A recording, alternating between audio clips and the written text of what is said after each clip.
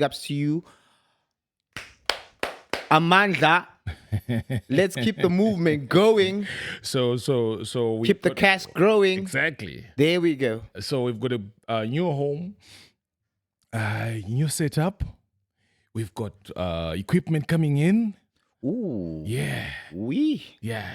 So Not that we didn't have enough equipment, but we're just going to get more equipment, more people. We are enhancing. There we go. Yeah. So my prayer is you see when people look at the kind of subscribers you've got like 70 subscribers. You know, I celebrate one subscriber.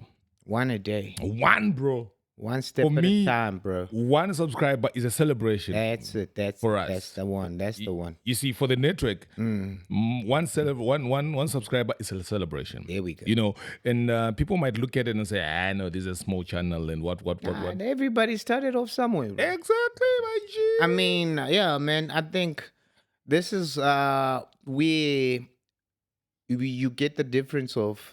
Some people think they need to get clout before they get to, and then they think it's an easy thing to do. Yeah, this is not easy at all, and there's different. It's actually different from from the other, say, media spaces, man. Yeah, there's a lot of difference, really. So, I guess we even if you come in with 500,000 followers on Instagram or TikTok or whatever you've got happening with you, it still is a learning curve. Yeah. You still have to know how the ropes and how to maneuver around certain instances, especially when it comes to this platform. And you know what? Having one subscriber, having two, having 100, having 100,000, and we get in there. You know what? It takes that one person to always, to have faith. Yep. And click on that subscribe button. Click on that subscribe button, bastards. We need y'all. And we need y'all. And watch the podcast till the end, man. There's always juicy stuff. Don't you stop from just stop with the first things. You know what? Everything is informative. We try to bring out the best. Controversial, non-controversial. Yep. Self-building. Yep. We got something different to offer. Yeah. And you know what? Bear with us, people. You will also gain the reap the rewards as we go along. You're part of this process as much as we are. You guys are important in whatever we are building now. 100%. We're going up, Baba. Up. And the week has been crazy. Hey. So what's happening? Yay. What's been happening, Joe? What's been happening? Let us home dads and introverts hear what you got. What was happening out there? What's happening in the streets? Israel. In the ether streets. So on a good note. What? No. I think the first. What happened? What's happening with Senegal and the AFCON? What's happening, bro? No, I mean, you know what? I think this has touched a nerve. Not only with myself, I think everywhere you go amongst men and women also that are big time soccer fans and are passionate about the sport, especially from an African standpoint. This is something that is more than just controversial. Yeah. Deplorable, man. It's sad. Deplorable. Why are soccer matches now being decided in boardrooms, bro? Like, imagine. Why do we have to take that trophy away from Senegal? I understand, Joe. Mm-hmm. You know what? There were infringements. The players left the field. That was wrong. All right? But you know what? There is a valid case for them to decide that this just did not happen out of the blue. Yep. All right? And them having to walk off the pitch, and then they did come back. Yep. Same players. Yeah. All right? Somewhat, coming back onto the field, if you are into the sport, especially, passionate sports like football. Yeah. You would, it's you know what? They say it's about maybe 25% talent, 75% heart. Yeah. And when you're coming back on the pitch, you're disgruntled.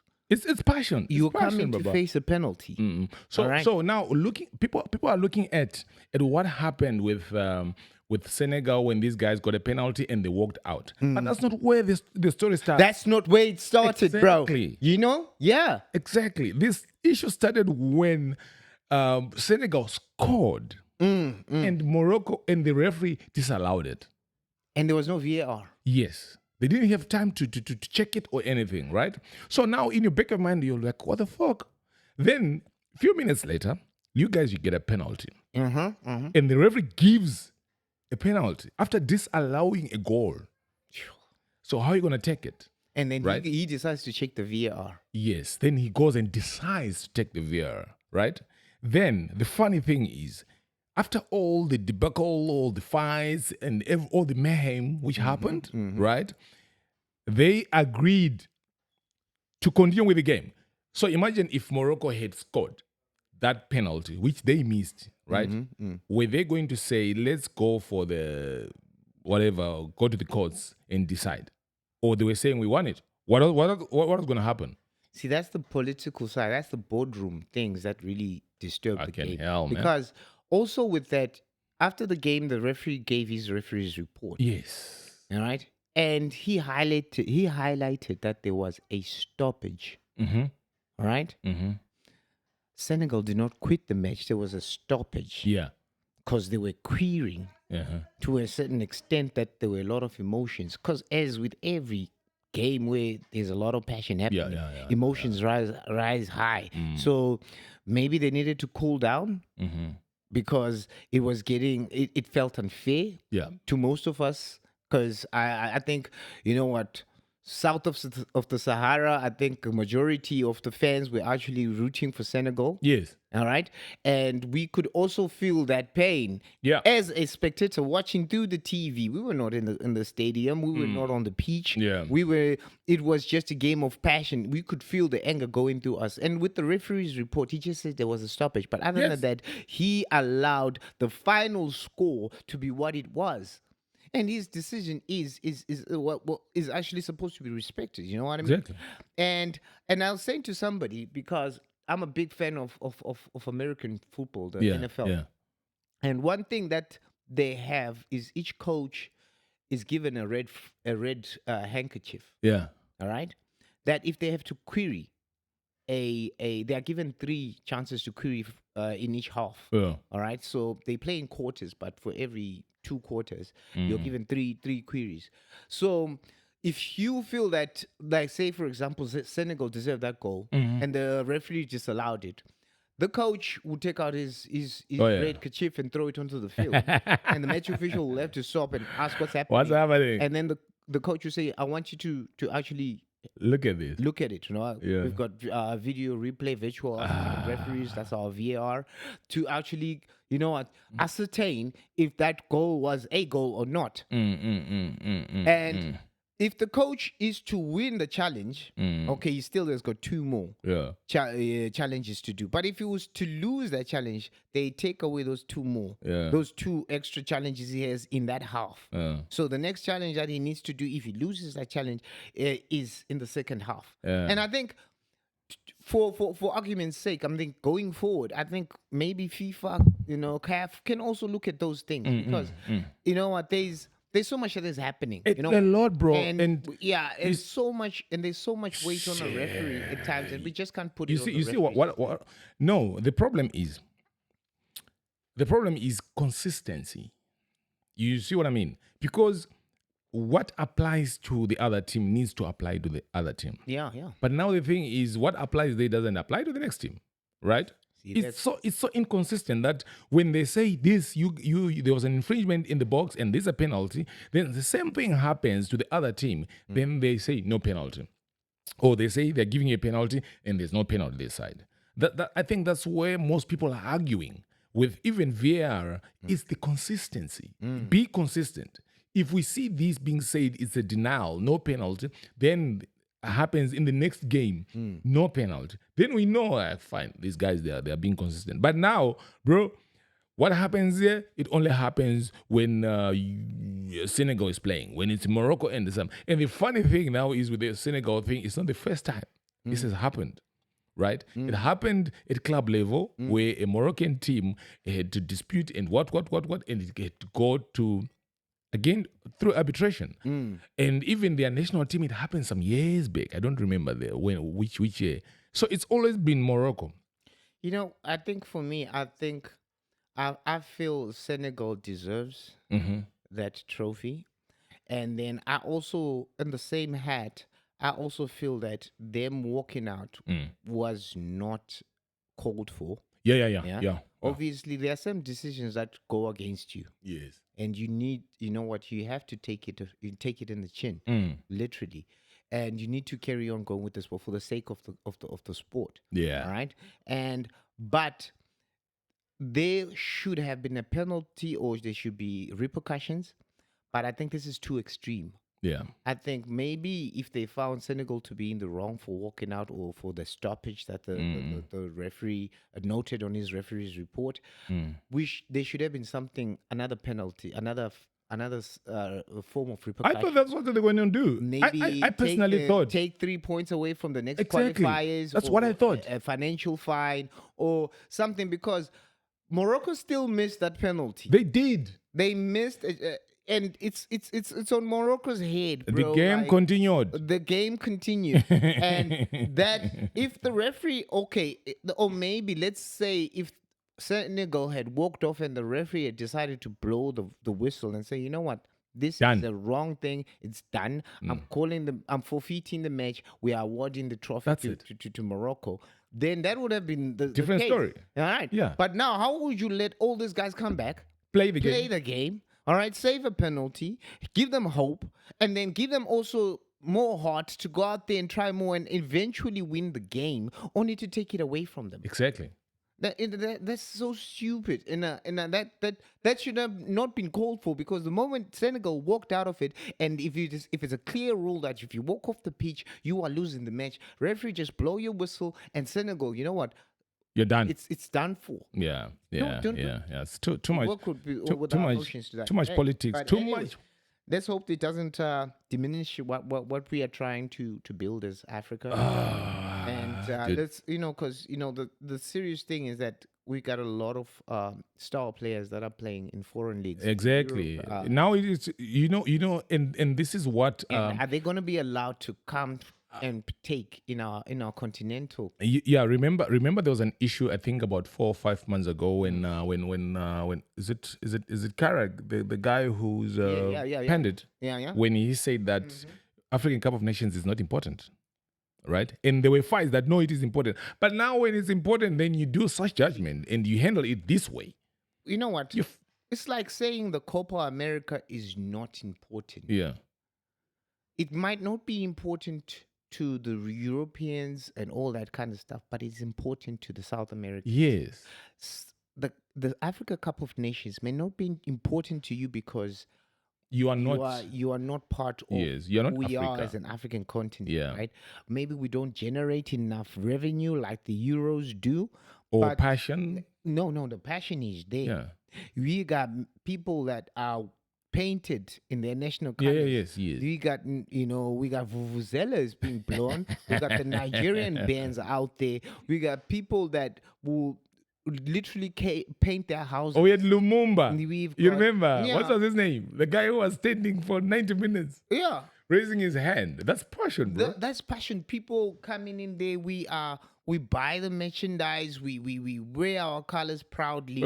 We watch these games intently, and there is no way that you can say it's not important. It might not be important to you, and that's your take. But for us Africans, it's important, and we want our African players, and they might be important to you at a club level because they're playing in your leagues. Yeah. But they are important to us from a national level, from a national level, and a continental level. It's very important to us. And we need to keep our game in disrepute. There's going to be, controversies here and there, but let's handle it in a way that doesn't belittle us. Yeah. You know? Yeah. And I think this decision, and let's hope, because Senegal is appealing in Switzerland. Yeah, they are. Arbitration, right? Yeah. And I hope there is a better resolution that will not cost them the cup, because they won it on the fields, fair and square. Because had it been that Morocco did not want to play after the Senegalese players walked off, they had the right to say that. Yeah. But they also partook for the rest of the game, and they lost the game on the field. So you lost, Morocco. You lost, Keep it up. Morocco. You are not the African champions. Senegal are the African champions. They do have a case to answer to, but you're not taking a trophy away from them. That's my take. Dude, it's crazy. Have you been following the Learnmore Jonasi deal with Level M? You know what? That is just also another sad That's case. fucked up, bro. It's sad. It is sad that and this is what I thought. How many skits have we watched with American actors mimicking, that the and was it not the actual song? Yeah. And they don't even get the words out right, and they're using it for comedic purpose and everything. And Learnmore, he's a comedian. Yeah. And he's also, he's also gonna take like a jab, like every every comedian will do. And then for somebody who should be above things like Level M, in my book, to also understand, because he's been there, he's rubbed shoulders, he's actually in that little ecosystem of stardom with the real international stars. And to understand that he's yes, obviously it does mean something, especially in the culture when he wrote the song and stuff like that. Yes, it is revered, but it has had a lot of comedic jabs taken it over the years, and nothing has happened. And then some, because you feel that you can bully a fellow African, coming African, which makes it worse. But I feel it's because he's from Zimbabwe. Because this is what I think. This is what I've seen. No, right? I don't think so. No, let me cook. And I think, let me just cut you off on that, Joe, because I think a lot of people are quick to take that nationality boundary. The reason why I'm saying that is, had it been Trevor Noah, was he going to do the same thing? Was he going to do the same? No. Why? Not because Trevor Noah is a South African. Because Trevor Noah is big. Is it that? It's that, because Learnmore is not as big. I didn't know. He's still, because what did he say? He said, there's something that he said, something about Learnmore being a wannabe comedian. Yeah. All right. So he looks at him as somebody who's not made it yet. Yeah. So does not merit the ground. Nigga has made it. To be, putting his comedic aspect or perspective towards, that particular situation.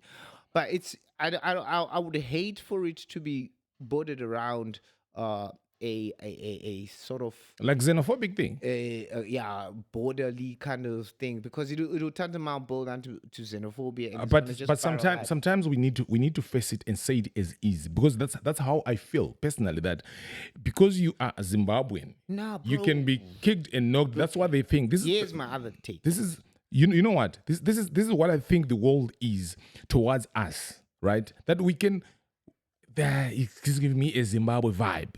You know what I mean?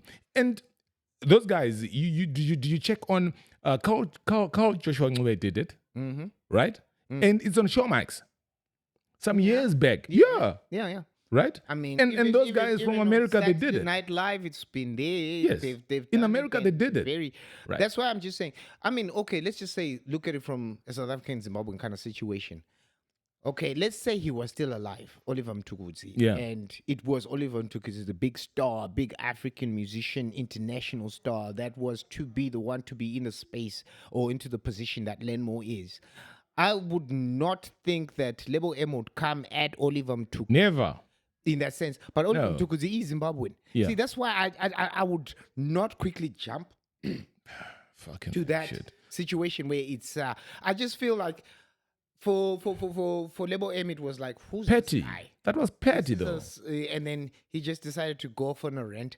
And I think him as the elder should have been able to reach out to the younger kid and say, you know what, don't do this, don't follow their trend.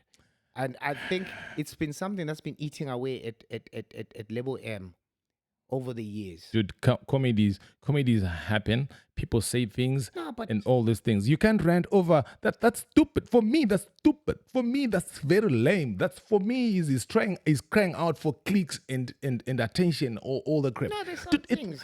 dude, people do comedy, man. No, but even Learnmore, there was this one skit I saw that I did not appreciate. Yeah. The way he was portraying himself as an African to the Americans, because he knew he was going to get a quick laugh. Yeah, but Israel. I didn't like that, and I don't think, one of the things that I think what differentiates Trevor Noah from a lot of African comedy, even Lois Sogola and stuff Yeah. like that, they don't go in there and play the African stereotype as a comedian. You see the problem. We have become too sensitive No, but as we a need people. to grow. These guys, when you're given the fuck that mental shit, on man. an international stage, Joe, it's yes, you have a certain responsibility, especially if you're from Africa, bro. Like you have a certain. shit. Yes, it's easier for you to get a quick laugh because if somebody says, and then they've hit you with a dart and stuff like that, and then those Westerners start laughing because you know what? That's the joke, or going about. It's a saying, joke. Nah, It's bro. a joke. No. It's a joke. We have become too Comedians sensitive. nowadays are more like social commentators with a laugh in between. Dude, we go there to laugh our lungs out. But- That's it. Let it end in the tutorial. When I watch it on a clip, when I watch it on Instagram, I watch it on Facebook, let me just laugh and go. Why now thinking Israel meant ABC did this now? I'm reading too much along the lines. Why? Fucking shit, man. No. Listen to this. I watch a lot of comedy. Yeah. Bro, I watch a lot of stand-up. I am a big fan of stand-up, right? And right now I actually like Ali Siddiq and Marcus Wiley, and those guys are phenomenally funny. But the one thing I always take after I watch any of their specials is they have me thinking afterwards. I don't want to They think have of me a comedy. I love Fucking shit. during the comedy thing, but after it still plays back to me, and the way they observe life and the way they kind of bring it out from a comedic aspect, it still has a certain realism to it. That's the problem. That's where comedy is. No, now. fuck It's you. not just Nigga, about, I just one-liners want and jabs and listen. stuff, I like. just want to listen to comedy, laugh in comedy. That's it. I don't want to think about it. It's not a serious movie. It's not something which I'm like sitting down and I'm like thinking. Now my brain is thinking, what? That's wrong. Now I'm overthinking. I don't want to overthink over comedy. That's comedy, bro. No, it's you like have- watching what's his name, Charlie Chaplin or all these guys. You just want to laugh. Comedy has evolved from that. Fuck that shit. From That's the Charlie problem. Chaplin's The Tramp that we all love to see getting all bumping his head and doing all those things like that. Man, And it no, was man. always the unfortunate person that was loved it. Because remember, why? I think if we had to still stick to it, then blackface should still be a thing in comedy. But now the thing is, if you become too sensitive, then there's no joke will gonna exist. Anything. If you make a joke about same-sex thing, they will be on your case. You'll be cancelled. If you make a joke over the president, you'll be cancelled. If you make a joke over the city council, they'll sue you. Everything. So there's no jokes. It's a joke, bro. So it's are you comedy. saying that African comedians I'm not just saying African. on a big platform like the international stage, where your Learnmore has gotten to, where Trevor has gotten to, where Loyiso, David Howe has been to, and what's his name, King Kandoro is actually breaking into. So now, look at King Kandoro.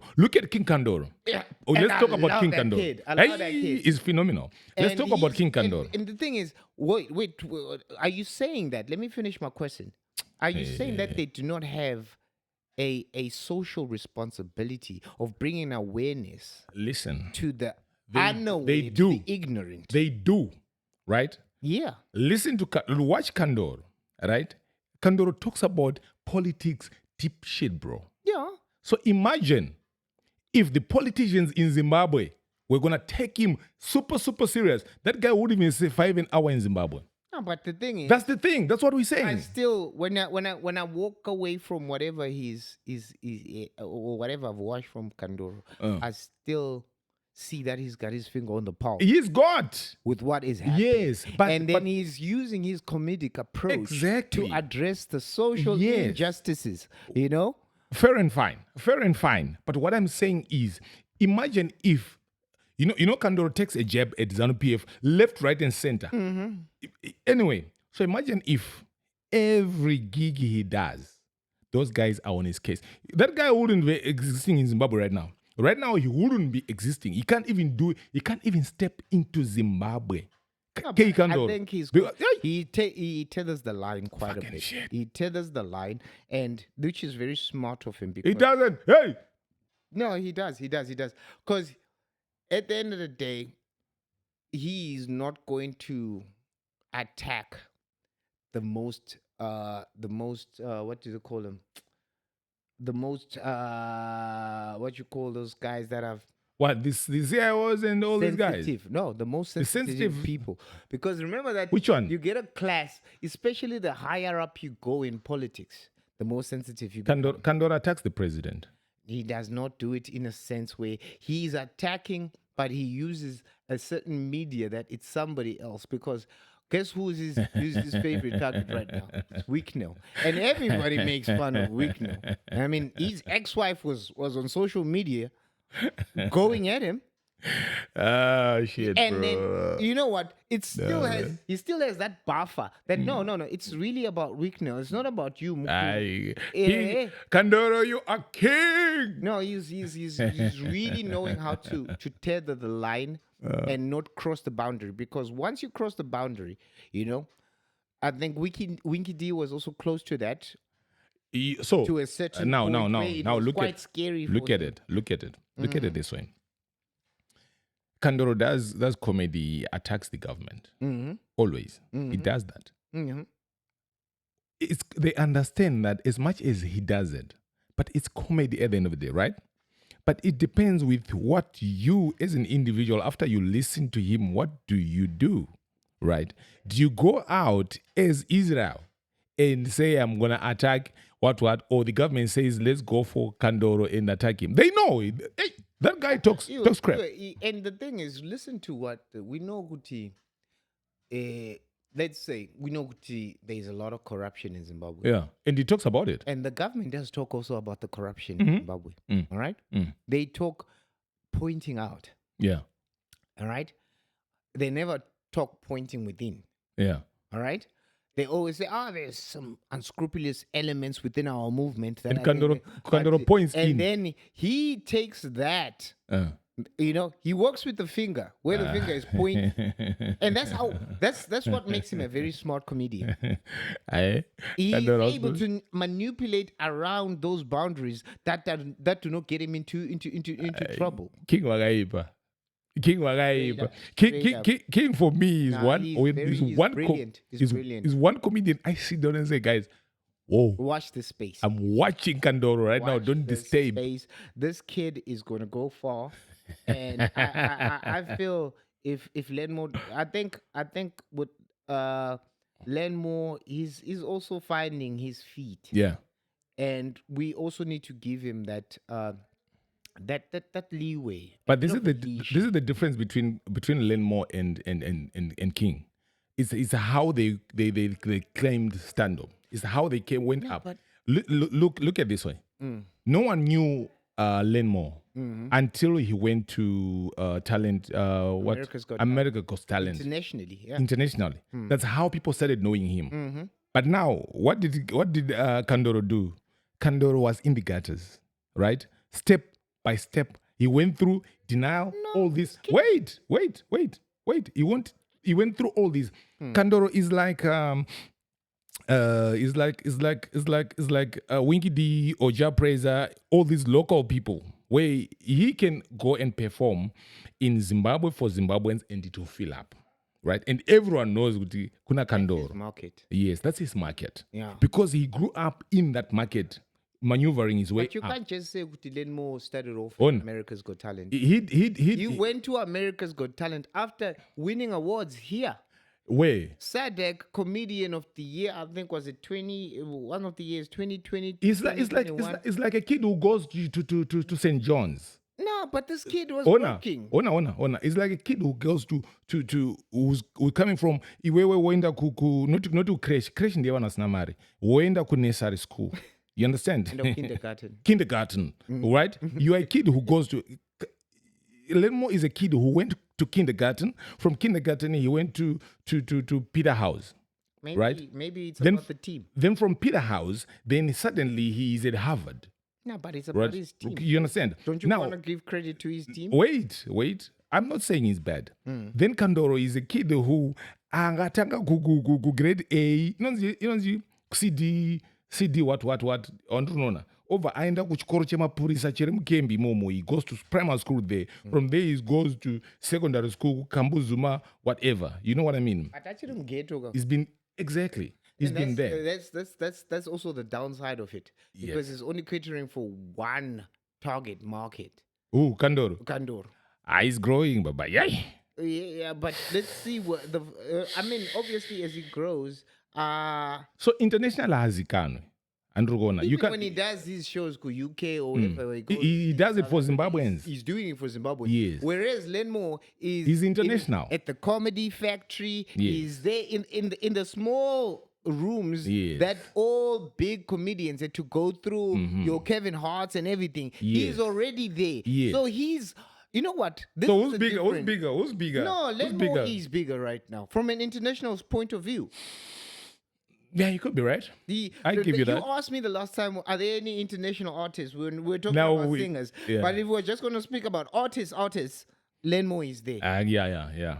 You know? Yeah. So he is bigger at the current moment from an international point of view. Yeah. All right? Not saying, I don't think Learnmore can fill up 7 arts in Avondale. But I think now he can. As much as Kandoro would do. Yeah. As easily as Kandoro could. But you see where. But Andeku Baxter Theatre here in Cape Town. But let me tell you what will happen. Who's gonna fill it up easier? Baxter Theatre. No, Learnmore will fill. Right? But look what will happen. If we go to Zimbabwe, right? We put Kandoro in Learnmore. Learnmore can fill that same venue. Right, which Kandoro can fill, but not as easy as Kandoro. No, look where the twist will become. Listen to what's it? Learnmore's jokes. Learnmore's jokes. He tells jokes about Zimbabwe to people who don't know Zimbabwe. I think yes, you're right. Yeah. Yes. Then, but when he's in Zimbabwe, what jokes is he gonna do? Because Kandoro, when he's in Zimbabwe, he's telling jokes about Zimbabwe, and Zimbabweans are on their stick. No, yeah, because he's on the pulse. Yes. He's literally just focusing on the current affairs of what Zimbabwe. That's where the difference is. That's where the difference is. Yeah. Whereas Learnmore is not just saying, I'm Zimbabwean. No. He can say I'm Zimbabwean, but he says I'm African. Yes. In a certain sense. So he's actually appealing to a broader market. Yes. Because remember, when you are overseas and as somebody who's been there, to them, it's not really about the countries. Yeah. It's about the continent. Yep. You're just an African to them. You know what I mean? So he is able to translate what an African is, especially in the spaces of an international crowd. So even if he is to come and say, I want to do a show here in South Africa, I want to do a show in Kenya, I want to do a show in Abuja, he's going to be able to actually draw in a crowd because he's now internationally renowned as an African comedian. Yes. All right. Yeah. I mean, top tier would put your Trevor Noahs here because obviously, yeah. You know, and your Loisos have just grown because even if you see his Netflix specials, he's not really focusing on it from a South African point of view. He's really focusing from an African worldly point of view. Yeah. Your guys like David Cow would still hold on, but then you compare them even from a South African point of view, would say Skumba. Yeah. See, Skumba and my favorite Kandoro are just Skumba is the is Kandoro of South Africa, and and Kandoro is the Skumba of Zimbabwe. exactly. You feel me? Whereas Learnmore is trying to reach the statuses that Trevor fills up stadiums in Australia. Yes. He's fielding up in Germany. Which Switzerland. Learnmore is doing, He's and right on his way, yeah. right on his way. Yeah. And after this, what happened now with the blow up of what he said? It's good I think publicity for him. Oh, it's brilliant, puppy. Might be negative, but it's still good publicity for him. So his name is out there, and he's still working, and he's putting in the work. And he's one of those guys. I think that has got a universal comedic appeal, like this Botswana guy, like William KRS. Oh yeah, that guy. He's more of a Charlie Chaplin type. Yes, It's more exactly. about Yeah, his yeah, actions. yeah. And but he is able to convey from he's building himself even quicker. Gaining an international audience and stuff like that. So that is what's happening. But I think Lebo M should have been the bigger person. Yep. Call the younger person to the side and say, you know what, we are trying to make a movement here. We're trying to push who we are as an African people, and it's not easy. It's not easy for us to break through these boundaries because this is how the West sees us. Yeah. And I think that's why I'm saying I think Ulebo M has been holding on for a bit, because this is what's been happening over and over time, and I don't think he's been happy with what's happening. But the way that he was quick to lash out at the young boy, that's the sad part. So It was he just I think he blew off. It finally just hit him on a nerve, and he was able to lash out on this young kid because you can't lash out on a Kevin Hart. Yeah. Kevin Hart did this one interview where he was talking about Dwayne Johnson saying he was from Hawaii, and then he was saying this is where I'm from, and his mother held him over at him and said, "Hey, Baba, same thing." You get me? But could Lebo M come after Kevin Hart with the status that Kevin Hart is? Yeah. That's entertainment suicide. But it's easier to attack this young kid. But you know what? He should have also taken the kid under his arm and say, you know what? Like you find you guys like Eddie Murphy always say like when they're coming up, they had bigger people around them to pull them in and say, Richard Pryor would tell them, okay, you know what? Do the fuck you whatever you want. Bill Cosby will be saying, no, son, listen. This is how we want to portray ourselves. Yeah. Let's try to be this kind of type of situation. So as a young comedian, you need, those elders within the industry that have made it up to the top that can also help you navigate the system, because it's a cutthroat business once you hit America, especially. You know? So I think it was just a sad situation and could have been handled better. Yeah. Yeah, I think he didn't need to come up to this point where because right 27 million. We the same story with what we're just speaking about with the African Cup of Nations situation. This is going to be like, look at those Africans, behaving like Africans. Shit. You know what? That already is now putting a bed light on us on Africans. Yeah. And then for them, they don't distinguish, especially from an international situation. They cannot distinguish South Africa from Zimbabwe. It's all Africa to them. Yeah. Is that how you act in Africa? Aren't you guys just I saw one. I don't. Who said it? Who was saying, you guys? Oh, Learnmore Jongwe.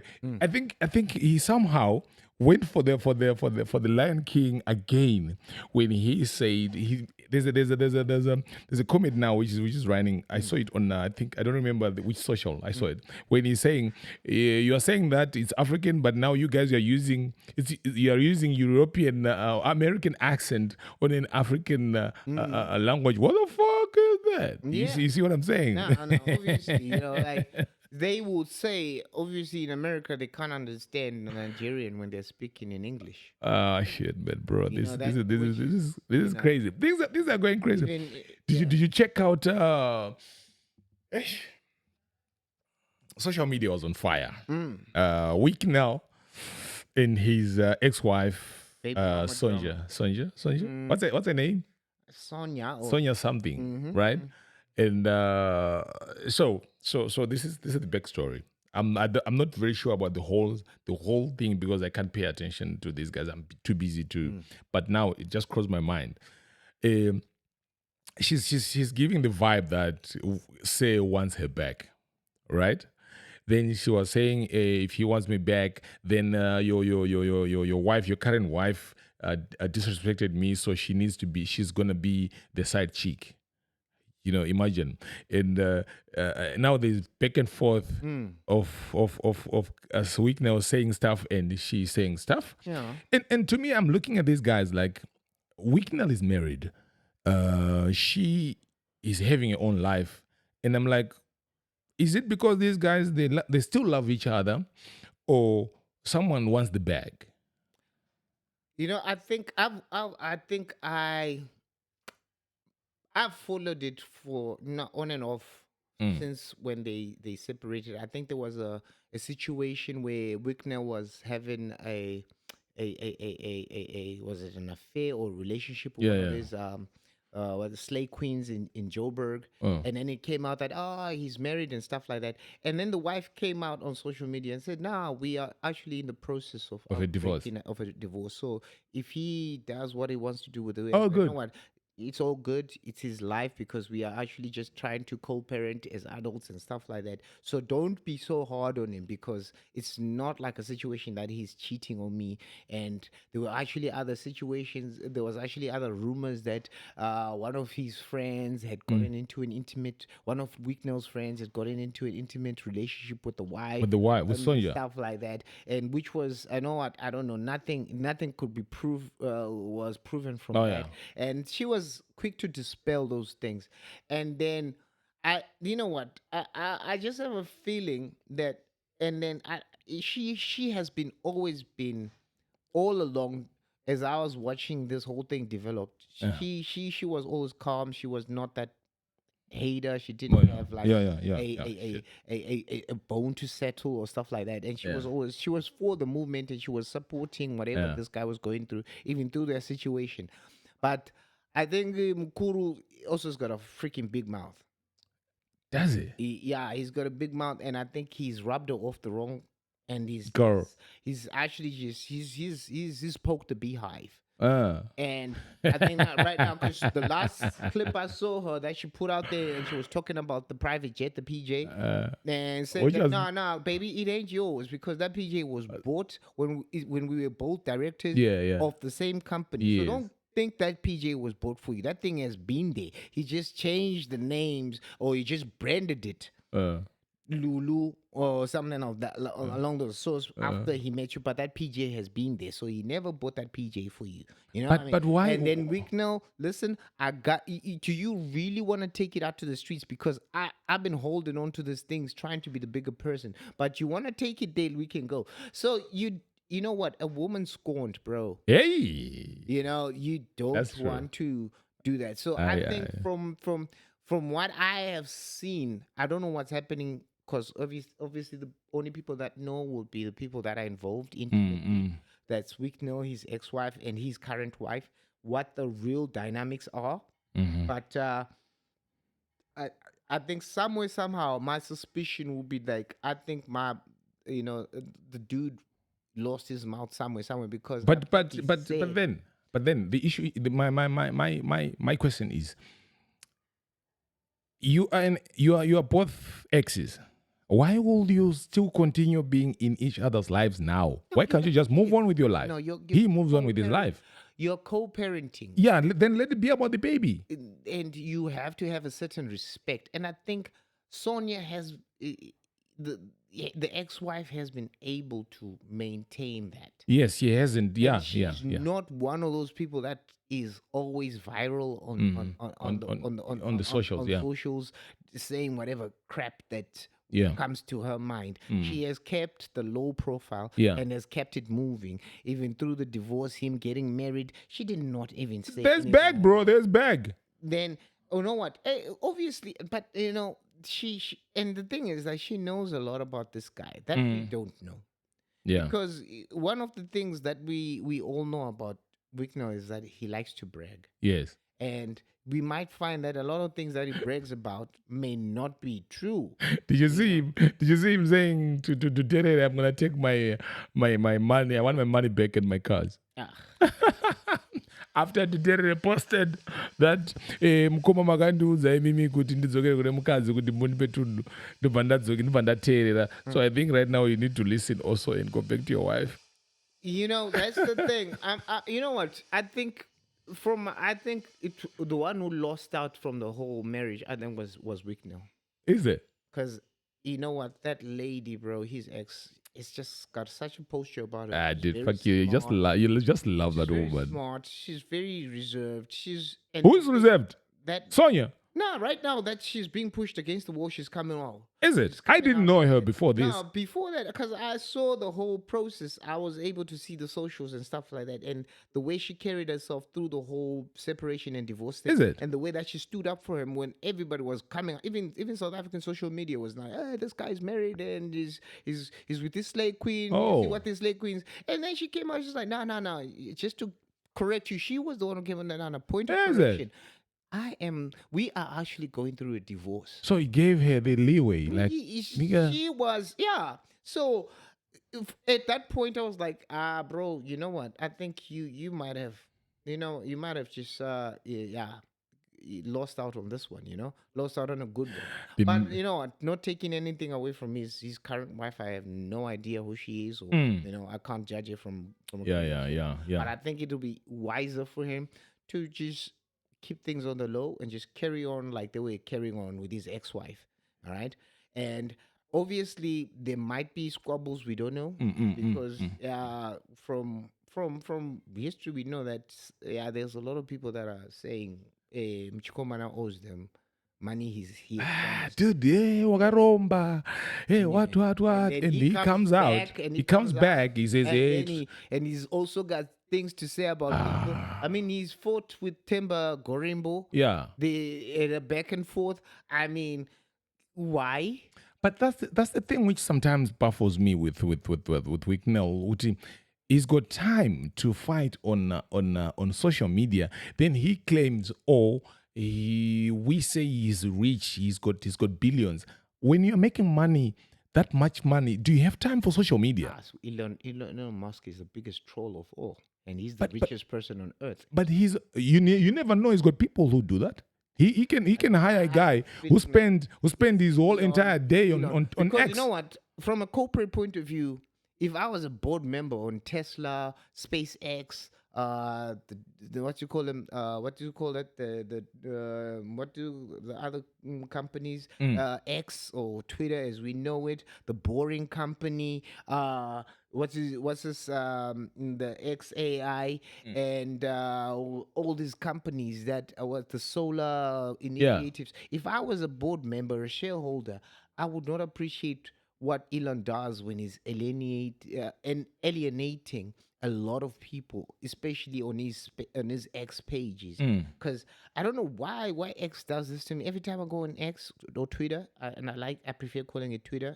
X sounds very that's very stupid. It sounds very awkward for me. Yeah. But every time I go on that, the first feeds I always get on my page, I do follow Elon Musk, but the first feeds I always get are from Elon Musk. And he's trolling somebody, or he's just trying to prove a point or anything. And I'm saying, dude, you are a billionaire, 150 billion away from being a trillionaire. Yeah. Nobody in the whole world is in the realm you are in terms of being wealthy. Yeah. Not a single person. Yes, there are families that are now trillionaires, like the Saudis and stuff like that. Those are families. Yeah. It's a family.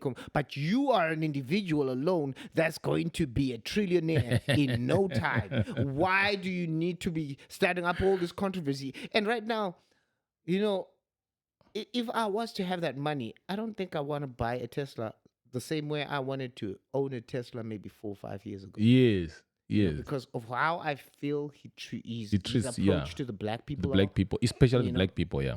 And I don't think, Obviously, yes, X is one of those situations where I get a lot of my news feeds because I'm not trusting the Yeah. legacy media too much nowadays.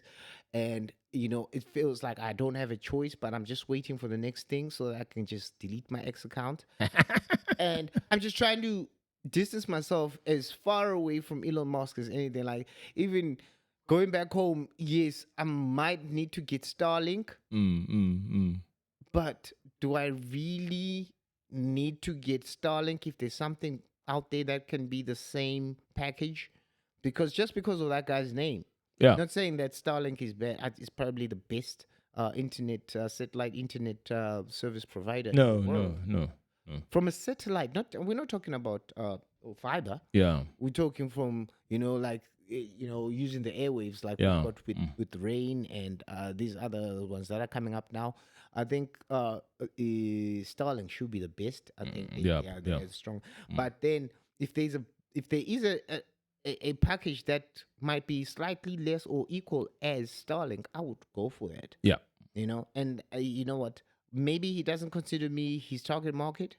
He's looking for the Bible belts. He's looking for the rednecks and stuff like that. And he's The targeting the rednecks. white people.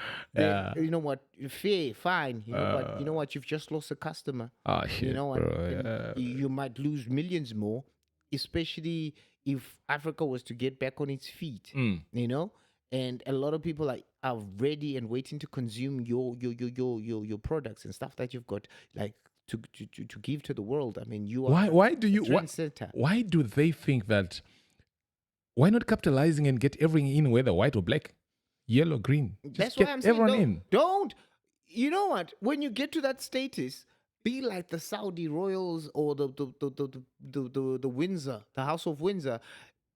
Don't be on your Twitter. Yes. Personally, Leave. get somebody employed to say the PC stuff, the politically correct stuff. Yeah. And don't be involved in that. Even Mark Zuckerberg is not so much on Facebook. Yeah. Yeah. Because obviously he has got a brand to Protect. Shit. Don't jeopardize. I mean, Elon Musk, because he's got that bravado that he's lost everything and bounced back.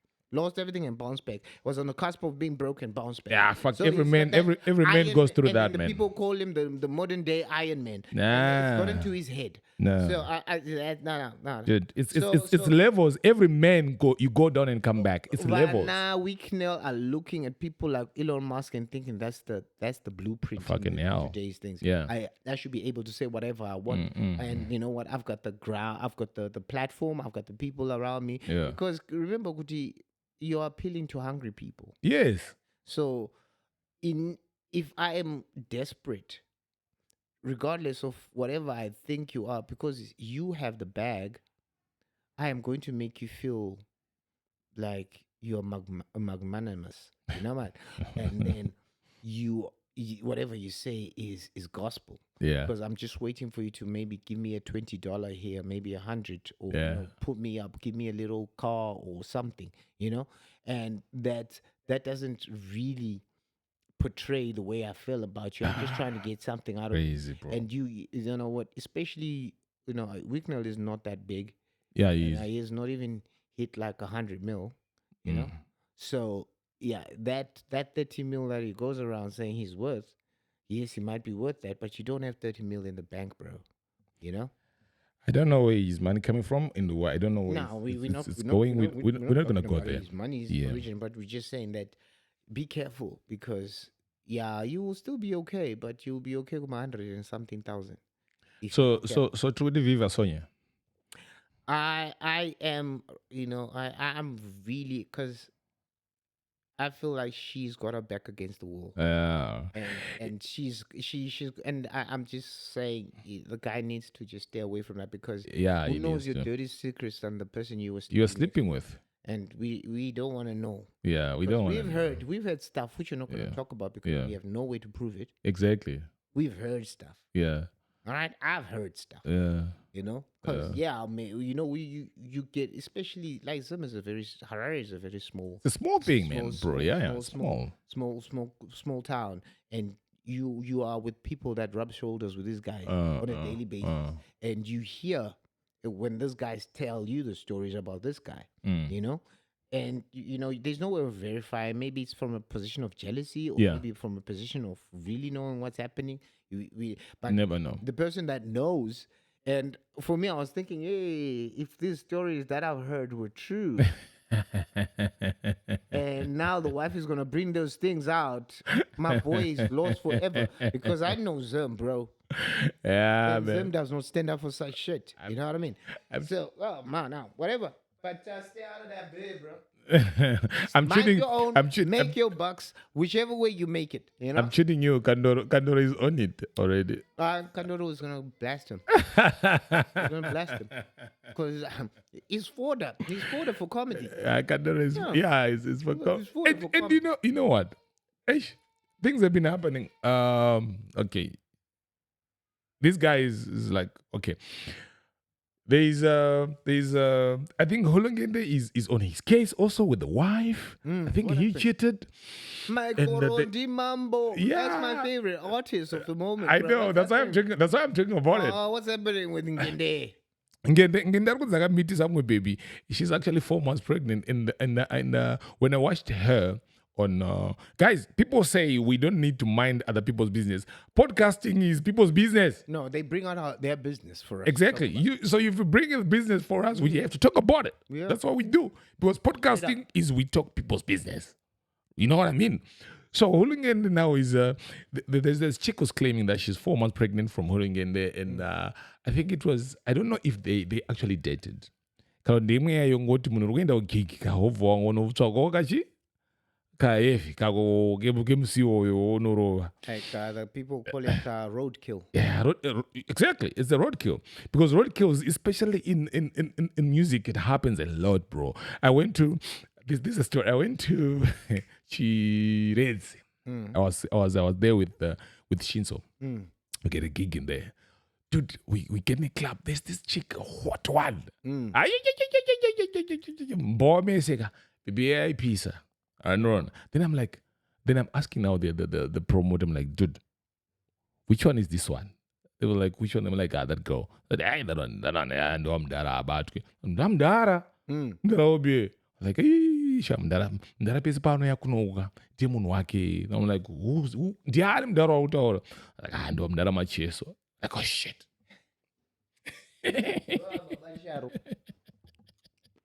But now, can I road clear Mdara? Relax. You see, so you see these boys when they are doing gigs, there's always a roadkill. And I think this chick was a roadkill for Hulengende and no bars. You're a robot. He hit it raw. Imagine, bro. Stupid. Straight in, and you don't I even think know. also, you know what? That's just being reckless. But also, ne age Zawa, and these kids are most of the time high on one drug or the other. Mm-hmm. And there's always what's happening. You are the man of the moment, and if she's 4 months pregnant, she got onto the wagon when he was already popping. Exactly. So and these chicks are trying to trap you. Yeah. Because they know good you are getting the gigs Aruba Drama 1000. And sometimes you got three of those, 3 or more shows, and then for them, that's going back to what I said earlier. People are hungry. Yes. And those little girls you find in the clubs, they're hungry. They've got just money because it's ladies free. They get in. And then when they've borrowed one of their friends' mini skirts or something like that, or outfits, and they just have enough money to buy one drink. Yeah.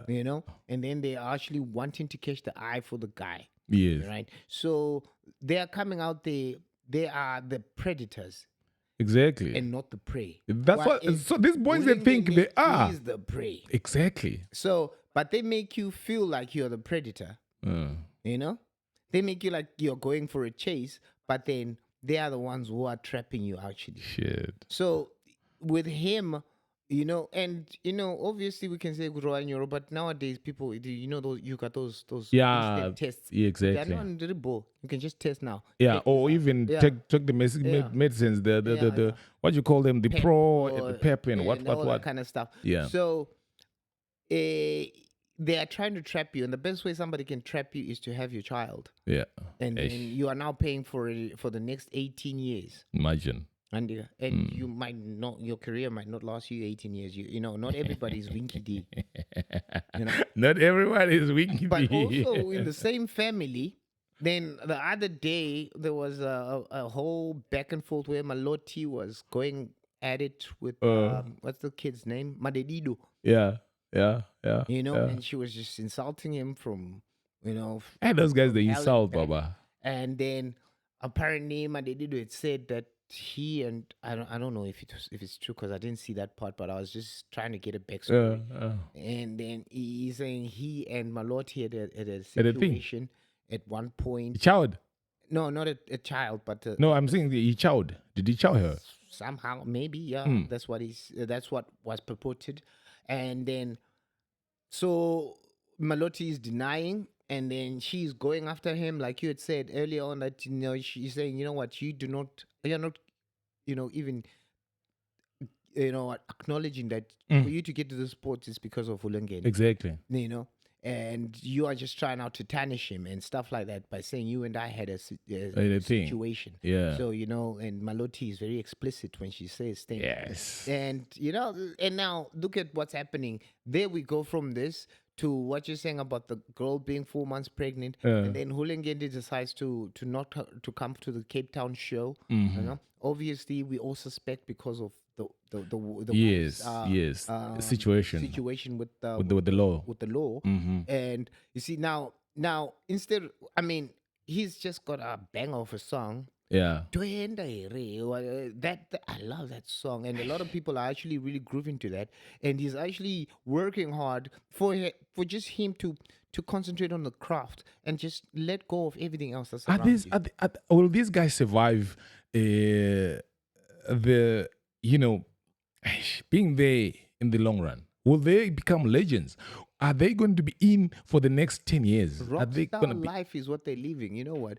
Look at your rock bands, your Mick Jaggers, your But those guys, they still rock. They rock. So you never know. So because even from even urban situation, your Little Waynes, they all were rock stars growing up, and they're still hot and stuff like that. So they still have that feel, and as long as you're putting in the work.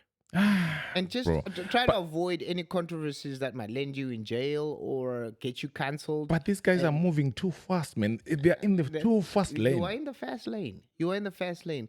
Boy, you are everybody. You are everybody's prey. Everybody is wanting to jump on your wagon. Hence, you need a good team around you to protect you, that's true. to buffer you from all these side trappings. Because yes, we are all but human. If I was a star, who am I to say I'm also not going to fall for roadkill? No.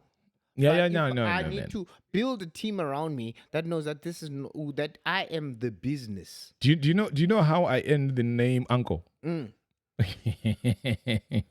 So roadkills were happening when we were performing. Yeah. But I was the guy who was the coke blogger. They knew. Yeah. They knew. I think Leonard was stronger. Leonard Mfumo was stronger in those aspects that I wasn't worried with Leo. Because Leo never did roadkills. But my other boys, the Shinsus, the Trevors, the Sunnies, and all these guys, they wanted to go for roadkills. But they knew that as long as I was around, dude, I was blocking serious. At one point, we ran away. We were playing at, what's this, varsity in Gweru? MSU. Yeah. We literally ran away from the hotels they'd booked. Then we slept under a safe station in the car. We're like, guys, we're gonna park here. Everyone's gonna sleep here. We're not gonna sleep in the hotels. Because the trappings. Exactly. The other time we went to this club when we were playing. Then I had to sneak artists out of the crowd, like from the stage, like sneak them, go to your rooms. Dude, when we were running up, we heard the heels following. Girls running coming up to our rooms because they figured that we actually booked in the same venue, but there were rooms upstairs. So now they were running coming to us. Yeah. You know what I did? I just called the guys and said, you know what, guys, we can't sleep here anymore. We'll opt to even drive at 3 a.m. back home. Yeah. And they were like, we don't go into a secret but to me, I was trying to protect these kids from these roadkills. You need that because, bro, that's why you find Guti. There are certain women that are called industry girls Exactly. because Guti, they're not gonna get your business out there. So you find Guti, why is this chick moving from this one studio to the next? You'll have a girl who come to your studio. Tomorrow is by Sunny's. Tomorrow is by Russo. Tomorrow is by That's their McGee's. way of survival. So sometimes because we are, you're always in the, and they know how to navigate this situation. Exactly. And they always try to find, and they got special relationships with people in the industry. Because once they see Kuti, this kid is hot, they know who to talk to get to him. You know, you're from an international point of view, your Amber Roses type. Yes, you know, they are there. Those chicks are there, and you find that if you don't have the right team about you, you're gonna end up in that circle. Because Exactly. the moment they end up having your child, they go. It's crazy because these guys they're set. You know, there's another house, there's another car, there's another whatever, and these kids are still coming up. They still haven't made that much of a no, and they're still trying to secure themselves, but they're still superstars in their little ecosystems. Yeah, and they will still have that attention about them, and you still need to have level-headed people that come with you who are working.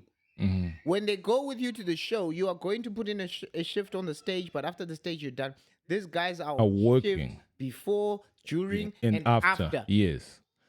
They are actually managing you to make sure that you do not fall into any situation. Exactly. Because remember, it's not just about the girls. The other guys were just jealous, Yes. who just want to start a fracas with you for no apparent reason. All right? There are some people that are just wanting to see you flop. Yep.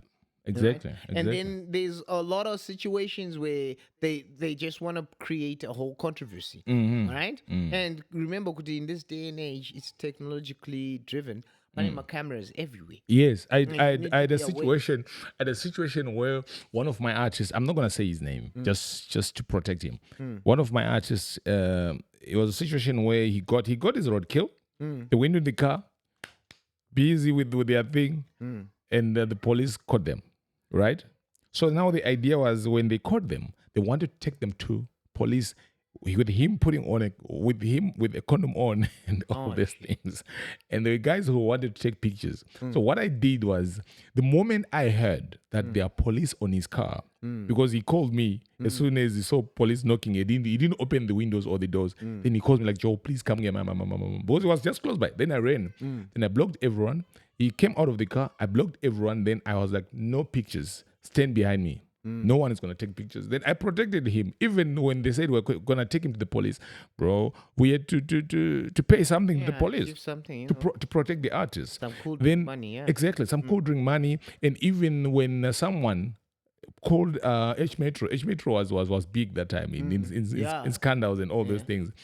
But now I had the journalists in that side, they were all, I was good at PR. They're all my guys. Then they'll be like, Joe, we hear there's a story like that. Guys, chill out. I'm not diri. And they'll be like, okay, cool, because it's you. We're not going to do anything. So we worked before, after, and during the whole process. What the guys need to have a team around them. And, certain girls, even Kuti, you might have been using protection, but you gotta take your condom with you. You know what I mean? Yeah, sometimes you do. Yeah. Take care of it yourself. Take care of your stuff. Throw it away by yourself, because the chick says, "No, I'll throw it away for you." You don't know what's gonna happen, bro. You know? Dude, it's crazy. Anything. What else happened? Joe, what's happening, bro? Like, why is life so tough, bro? I don't know, bro. Joe, you're trying to get yourself out of a hole, but we are failing to catch up. I was just in the situation where I felt like I'm now moving on to the next thing. Yeah. But Murphy's Law. Shit. something just pops up. Is it because of our Africanness, of our backgrounds, that we've always got to put others first and stuff like that? It's one of the things that's been bugging my mind right now is, when is it fair to be selfish? Mm. You know, when is it fair to say, you know what, fuck it, yo, I ain't looking out for you no more. I need to look out for me. If I get something extra in the long Yeah, yeah. I have, because then how does it, because once you try to do it in the same instance, you also have that guilt in you that, Yes. no, this is not how I was raised. Yeah. You know, because right now I think I'm in a fix, but this person is in a worse situation. Oh yeah. And I gotta now I can handle my situation, but I gotta be out there for this person. But while you're trying to help this person in their situation, things, you sort of lag behind in what you're doing. Shit. Because once you're done with helping out Atete or your brother or Bamdiki or Sekuru, when you now want to turn back to your life, guns, yeah. your wants and your targets, it's very hard. You are now you've taken like 2 steps back. Yeah, dude. So I'm like thinking, like, what is it, a curse? How are we gonna get out of this situation? I don't know. I honestly, maybe it's not our generation. That's what I've concluded for us to get. Maybe our kids, because remember, I think, and I can observe it from my children, that they have a certain selfishness about them, that they're able to put their needs first. They should. Before, anybody else. I mean, they are caring kids and stuff Yeah. like that, but once they want their stuff done, it's about them. And you know what? Yeah. That's it. That's it. But, and then we are also, but then they don't have the ethos of us going to our grandmothers or our parents, just not even when somebody's asking, but you just being called and being sent to the next door with maybe a small packet of sugar, because your mother knows kuti next door neighbor is not in a good situation. Exactly. And although they've not come to her, she's gonna take it upon her to say, if she's bought a little 1 kg of brown sugar, she's gonna achapima a cup, you know what I mean? Yeah. And then send it, and then call you and say, just go give the next door neighbor, just say it's for me. And then the neighbor will come and, no, you shouldn't have done that. And yeah. And all that kind of stuff. So that's now the thing is, like, as we obviously sometimes I dread even just reaching out to people. Yeah. Bro, it's crazy. It's crazy. How? Maybe you have found a way. No. I think for me, what I've learned is to deal with my immediate family. You see, because around me. What is immediate family? Okay, immediate family for me is my wife, my kids, my mother-in-law, right? That's on my wife's side. So my wife's side is my wife, my kids, and my mother-in-law, right? On my side, where I come from, it's basically kids, yes, right? But then now it becomes it's my siblings. If I've got siblings and their kids, that's my immediate family. Everyone else who comes, that, bro, if I've got surplus, then I will. Otherwise, we can't. And also one of those things, like we've got the family groups on WhatsApp. So this is what I've managed to do, and I think I took this from my dad. I don't do family groups. I don't do all those things. But doesn't that make you a pariah? No, it doesn't, dude. It's okay. It's okay. Make me a pariah, but I don't have too much load on my head. I've got people to take care of now. You guys, you've got your own people who should take care of you there. You know what I mean? If I die and you decide to leave me rot in the street, it's all good. But right. So I think for me mainly is how I was brought up and who was with me along the way. You know what I mean? Yeah. I've got people who have raised me. I was raised by an aunt, but my aunt has got kids who have got, some of them have got money, some of them are rich, Mm-hmm. right? I and myself, I've got, so when you grow, as you grow now, you realize that Joe doesn't need me in my life, right? He branches off, and I've got immediate people who I have to. But now there are certain situations where a family, there are needs. You see, like those needs, where your Sekuru will say, guys, for the situation that Sekuru Ningi was involved in, he died or is involved in an accident, he needs money for medication or what. That is understandable. Not someone calling me from Zimbabwe and saying, Sekuru, ndrikudao Maria Sugar. To me, those are petty issues which I don't even. I listen to you. I try to do. If I've got, I will, but they're not top of my priority. My priority right now is the people around me, the immediate people around me. You know, I was speaking to one of my friends, and you know, he got a call from his father's brother, his uncle. All right, and his uncle took him on such a guilt trip, Fuck him. and he was telling him that, you know what, I'm still your father, and the fact that you don't recognize me as your father because his father has passed away, and you are not paying homage, you don't even call to find out what's happening, you don't even, what are you trying to say, what are you trying to say about, you know, our bloodline, No. what are you trying to prove to me? Yeah. You know, are you saying that I'm not the head of the family, that you have to consult and everything, even if you need to know what's happening? Or you feel like you're the oldest in your father's house, so you're now just branching off and going on to yourself? And it brought him, it was such a situation that we were sitting, we were having a drink, and he was so low, and he was like, you know what? I don't understand. I don't think people understand what we're going through. Dude, people are going through a lot. And he had to like just, you know, say, and with that whole guilt tripping, it was just for his uncle to get him to pay his DSTV subscription. Imagine.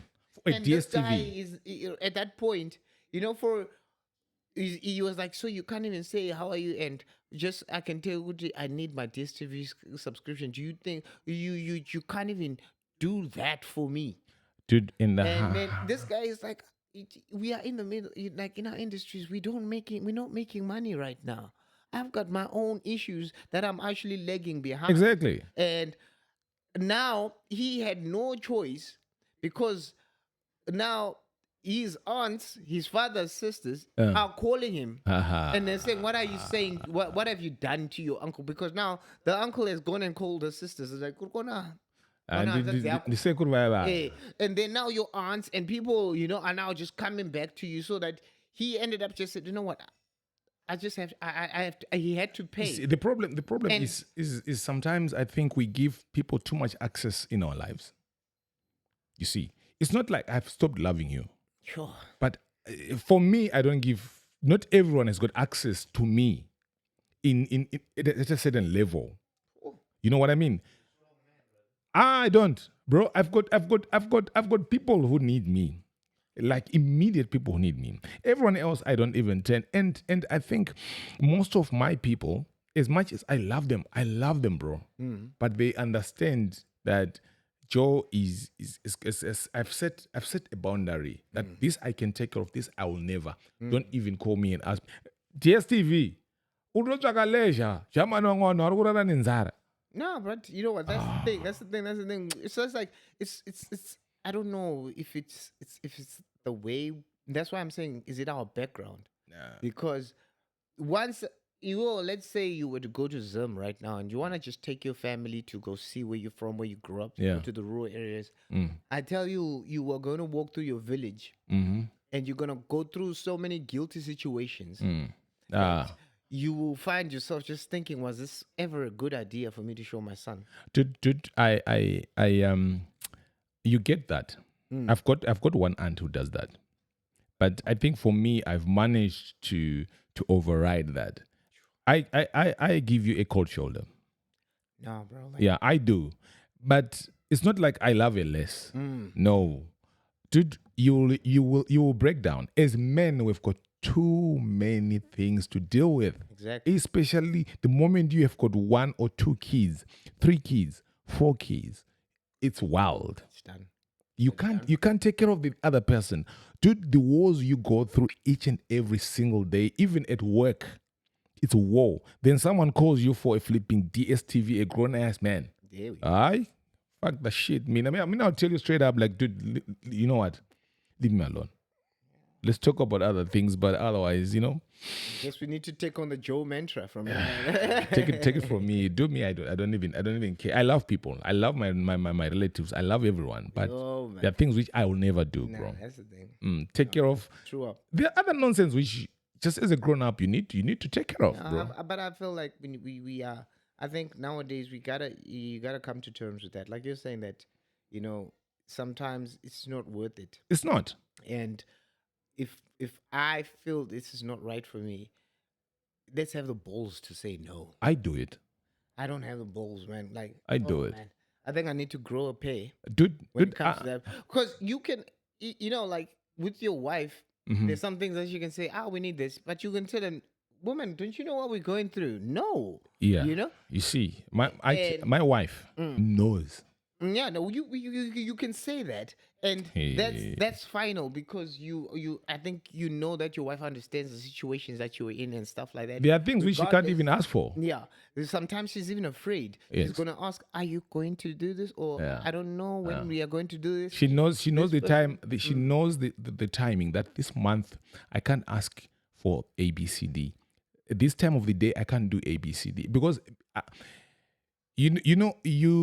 I'm very blunt and direct, right? But I love you, but I will tell you as is. It doesn't take away the love. I had an uncle that had me go through that once, a very long time ago, because when my mom got ill, he took in my aunt, because that's his sister. He took in my mom, and he stayed with her, and then obviously fast forward, my mom passes away, and then he fell on some very bad times. Yeah. And then we were already starting to navigate through life. And it came to a situation where I think, when I went back home, I came across him, and he took me on such a guilt trip of saying, do you know that I took in your mom? Bro. And that's a very soft spot. Exactly. That's a very soft spot for me. Yeah. And, and when nobody else wanted to take in, this is what I was saying. When nobody else wanted to take in your mom, you guys were still young. Yeah. I understand that. Yeah. You could not, but there had to be the person that had to stand up. And I pulled up my pants, right? Right now, look at where I'm at. And you're telling me that you don't even have time or to find out or to say, how are you? Or to find out what I'm lacking in. And, obviously, I think that it was from a situation where you felt like I was already doing very well. Yeah, and you see. For me, I was not even doing well at that point. It's just like, what, you gotta find time. Maybe you've been away for 4 or 5 years, and I need to go back home. Like, exactly. I need to recharge. I need to set my feet on home ground, and get that energy back up. And I came back, and I knew I didn't have a choice. But now, you see, the thing fact is now it felt like I'm letting my mother down. No, bro, if your uncle has got his own kids around him, that's his immediate family. They need to take care of him. You are coming in as a plus. But what if he had said that? Because he had said that when my mom was not okay, and then he said, "No, I've got my family to take care of right now." So your mom was. He's not the only sibling. But look, your mom was. He's not the richest sibling. But still, the mother, there was your mom, and he's your mother's brother. I said, I will look after my wife, my kids, my brother, my sister, regardless of whether they've got a child or not. So that's the same situation, what I'm saying. Then why would, after I take on my sister to take care of her, why would I go to their son and say, you owe me? Because they felt at that point his children were not doing so well. Then it's your problem. It's not my problem. You took care of your sister. It's your sister. I'm supposed to take care of my sister. Nah, that was a low point. Bro. It took me quite a while to recover from that. I know, man. I know. But otherwise, we are Let's link up for the next one. Sorry if we ended up on a sad note and stuff. Really serious stuff. Maybe let's start with the sad stuff next time. Yeah, but yo, thank you for tuning in. Subscribe and like the videos as always. Yes. You know what? Share it amongst your friends on your socials and everything. We don't mind. We give you the go ahead. Boom. Peace out. Love. We out. This is your uncles. We're out of here.